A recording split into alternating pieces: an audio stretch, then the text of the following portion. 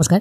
আজকের এই ভিডিওর মাধ্যমে আমি আপনাদের দেখাবো যে সমস্ত মহিলাদের বিবাহ হয়ে গেছে বা যাদের বিবাহ হয়নি তারা কি করে ইনুমারেশন ফর্ম বা এসআইআর ফর্মটা ফিল আপ করবেন। প্রত্যেকের ক্ষেত্রেই ফর্ম একই হবে এবং লিখতেও মোটামুটি একই রকম ভাবেই হবে। ফর্ম হবে বাংলায় এবং একদম উপরের দিকে আপনার যে বিএলও আছে মানে যিনি ফর্ম ডিস্ট্রিবিউট করবেন তার নাম এবং তার কন্ট্যাক্ট নাম্বার এটা প্রি প্রিন্টেড থাকবে। দেখুন এখানে লেখাই আছে প্রি প্রিন্টেড। এটা যেহেতু একটা ডেমো ফর্ম সেই জন্য এখানে কিন্তু নেই। এরপর ওই মহিলা ভোটারের নাম, তার এপিক নাম্বার এবং অ্যাড্রেস মানে তার ঠিকানা, এগুলো এখানে প্রি প্রিন্ট হয়ে থাকবে, মানে আগে থেকেই ছাপানো হয়ে আসবে। এগুলো আপনাকে প্রিন্ট করতে হবে না।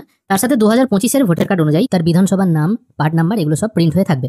তারপর এখানে একটি কিউআর কোড থাকবে। এরপর বর্তমান ভোটার কার্ড অনুযায়ী তার যে ফটোটা আছে সেটাও এখানে ছাপানো অবস্থায় থাকবে।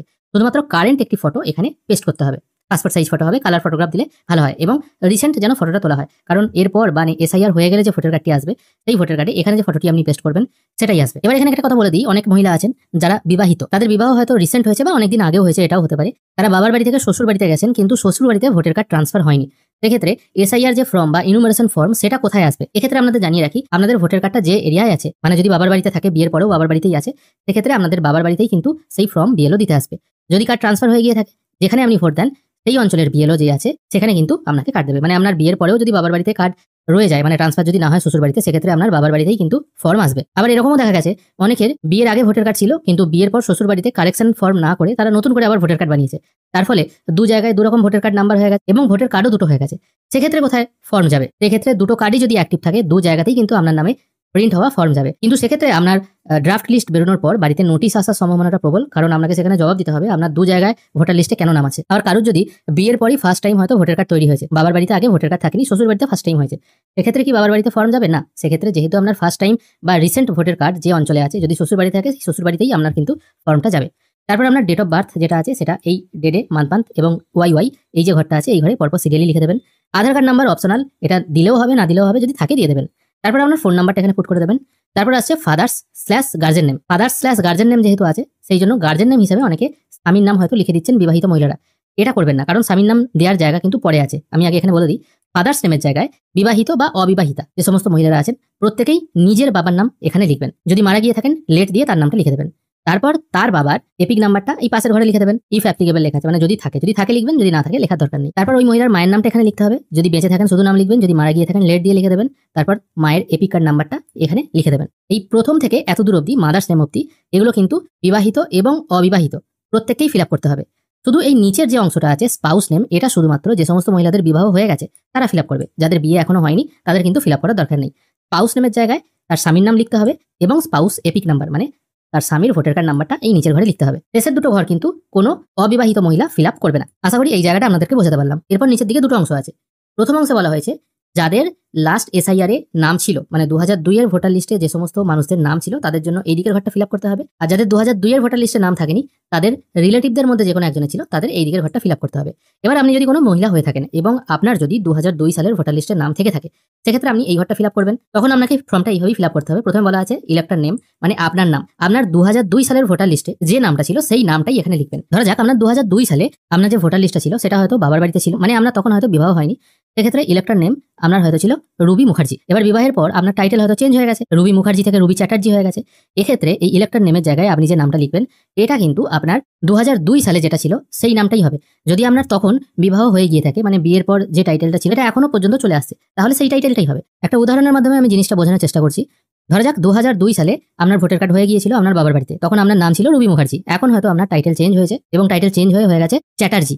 সেক্ষেত্রে বর্তমানে আপনার যে নাম এবং টাইটেল সেটা কিন্তু লিখবেন না। এখানে যে রুবি মুখার্জি লেখা আছে 2002 সালে রুবি মুখার্জিই লিখবেন। এবার যদি আপনার শ্বশুর বাড়িতে এসেই ফার্স্ট টাইম ভোটার কার্ড হয়ে থাকে সেক্ষেত্রে শ্বশুর বাড়ি টাইটেলটাই হবে, সেক্ষেত্রে তাদের কোনো চেঞ্জ হচ্ছে না।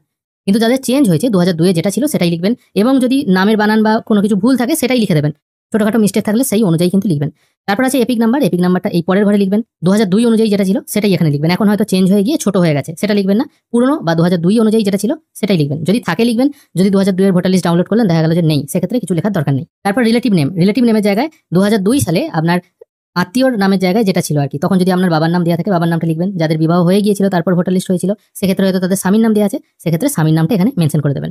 তারপর আছে রিলেশন, কি জাতীয় সম্পর্ক ছিল, যদি বাবার নাম থাকে এখানে বাবা লিখবেন, যদি স্বামীর নাম থাকে এখানে স্বামী লিখবেন। তারপর পুট করতে হবে আপনার ডিস্ট্রিক্ট বা জেলা, যদি বিবাহের আগে অন্য ডিস্ট্রিক্ট হয়ে থাকে সেটা এখানে লিখবেন। বিবাহের পর কি হয়েছে সেটা এখানে দেখার দরকার নেই, কারণ সেটা আপনার এখানে আগে থেকেই প্রিপ্রিন্ট হয়ে আসবে। তারপর স্টেট, বিধানসভার নাম, এগুলো 2002 অনুযায়ী মেনশন করে দেবেন। তারপর এসি নাম্বার, পার্ট নাম্বার এবং সিরিয়াল নাম্বার, এটাও 2002 এর ভোটার লিস্ট ডাউনলোড করবেন, সেখান থেকে আপনারা টোটাল ডিটেলটা পেয়ে যাবেন। বিবাহিত কিংবা অবিবাহিত যাদের 2002 এর নাম ছিল তাদেরকে এই ঘরটা এইভাবে ফিল আপ করতে হবে। এই ঘরটার ব্যাপারটা আমি বুঝিয়ে দিলাম, আপাতত এই ঘরটা আমি আউট করে দিচ্ছি। এরপর চলে আসছে যাদের 2002 সালের ভোটার লিস্টে নাম থাকেনি কিন্তু তার মা বাবার ছিল, সেক্ষেত্রে তারা কিভাবে ফিল আপ করবে।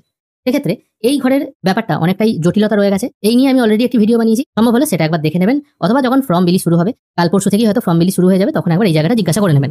প্রথমে আছে এখানে নেম, এখানে দেখুন লেখা আছে ইলেক্টর নেম, মানে যিনি ভোট দাতা আছেন তার নাম, আর এখানে শুধু লেখা আছে নেম। ঠিক আছে, এবার এখানে এই নেমটা কার নেম হবে, এখানে বলা হয়েছে যে রিলেটিভদের আপনার 2002 সালের ভোটার লিস্টের নাম ছিল, সেটা বাবা, মা, দাদু, ঠাকুমা যে কেউ হতে পারে, তার নামটা এখানে লিখতে হবে। এই জায়গায় আপনি তার নাম দিয়ে দিলেন।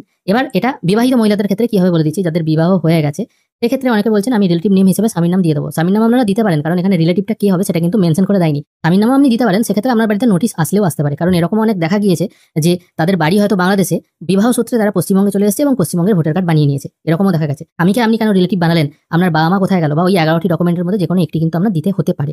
সেই জন্য বিবাহিত কিংবা অবিবাহিত প্রত্যেকেই এখানে তার বাবা কিংবা মায়ের নামটা দেওয়ার চেষ্টা করবেন। যদি মায়ের নাম দেন সেক্ষেত্রে মায়ের নামটা এখানে টাইপ করে দিলেন, আপনার বাবা অথবা মা। আমি যেহেতু এখানে মাদার্স নেম লিখেছি সেই জন্য এই এপিক নাম্বারের জায়গায় আপনি এখানে যার নাম লিখছেন তার এপিক নাম্বারটা এখানে পুট করে দেবেন 2002 সাল অনুযায়ী, কিন্তু বর্তমানে যেটা আছে সেটা কিন্তু নয়, 2002 অনুযায়ী এখানে টাইপ করে দেবেন। তারপর দিতে হবে রিলেটিভ নেম। এই জায়গাটাও অনেকটা কনফিউশন ক্রিয়েট করছে, অবশ্যই এই জায়গাটা ভালোভাবে বোঝার জন্য আমার এই ভিডিওর আগের ভিডিওটি একবার দেখে নেবেন। এই রিলেটিভ নেমের জায়গায় আপনি যার ভোটার কার্ড ধরে আপনার এসআইআরটা করবেন, যেমন এখানে আপনার মায়ের নাম দিয়েছেন, সেক্ষেত্রে আপনার মায়ের ভোটার কার্ডে তার রিলেটিভ নেম কি ছিল, মানে তার স্বামীর নাম ছিল না তার বাবার নাম ছিল, সেটা এখানে টাইপ করে দিতে হবে। তারপর আছে রিলেশন, এখানে যে রিলেটিভ নেমটি দিচ্ছেন সেই রিলেটিভের সাথে আপনার মায়ের কি সম্পর্ক ছিল, স্বামী অথবা পিতা, সেটা এখানে মেনশন করে দেবেন। তারপর district, state, AC number, part number, এগুলো ফিল করতে হবে 2002 অনুযায়ী। এবার এখানে অনেকে বলতে পারেন আমি মায়ের নাম না দিয়ে হাজব্যান্ডের নাম দেবো, সেই তিনিও আমার রিলেটিভ, সেক্ষেত্রে হতে পারে, কিন্তু বাড়িতে নোটিশও আসতে পারে কেন আপনি হাজব্যান্ডের নাম দিয়েছেন, এবং ওই 11টা ডকুমেন্টের মধ্যে যে কোনো একটি ডকুমেন্ট আপনাকে দিতে হবে। সেটা কিন্তু হবে ড্রাফট রোল পাবলিশের পর, এখনই কিন্তু হবে না। আর যারা অবিবাহিত মহিলা আছেন তারাও এখানে বাবা কিংবা মায়ের ডিটেল দিয়েই করবেন, এটাই কিন্তু দেওয়াটা বেটার। যদি বাবা, মা, দাদু, ঠাকুমা কারোর নামই না পাওয়া যায় সেক্ষেত্রে হাজব্যান্ডের নাম দিয়ে করতে পারেন। এবার অনেকে বলতে পারেন আমরা বিয়ের পর ভোটার কার্ড তৈরি করেছি, স্বামীর বাড়িতেই ফার্স্ট হয়েছে, সেক্ষেত্রে আমরা যদি এখানে স্বামীর নামটা দিই অসুবিধা হবে। সেক্ষেত্রেও বলবো আপনারা কিন্তু আপনাদের বাবা কিংবা মায়ের নামটাই এখানে দেবেন। এবার ব্যাপার হচ্ছে রিলেটিভ বলতে ব্লাড রিলেশন আছে যাদের সাথে, সেই রকম সম্পর্কটাই বোঝায়।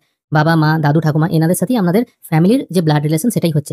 ডিভোর্সি মহিলাদের ক্ষেত্রেও কিন্তু এই একই নিয়ম প্রযোজ্য। স্বামীর বাড়ির কিন্তু কিছু হবে না, কোনো যদি উপায় না থাকে সেক্ষেত্রে স্বামীর বাড়ি দিতে পারেন, আধার কার্ড তো আছেই, এবং তারপর যদি কোনো নোটিশ আসে, তারপর যদি আপনার বার্থ সার্টিফিকেট বা ওই 11টা ডকুমেন্টের মধ্যে যে কোনো একটি ডকুমেন্ট থাকে তাহলে তো কোনো অসুবিধাই নেই। আশা করি আপনারা আজকের এই ভিডিও দেখে বুঝতে পেরেছেন বিবাহিত মহিলা বা যাদের বিবাহ হয়নি তারা কি করে এই ইনুমারেশন ফর্ম ফিল আপ করবেন। ভিডিও যদি ভালো লেগে থাকে অবশ্যই একটি লাইক করবেন। ভিডিও দেখার জন্য অসংখ্য ধন্যবাদ, ভালো থাকবেন।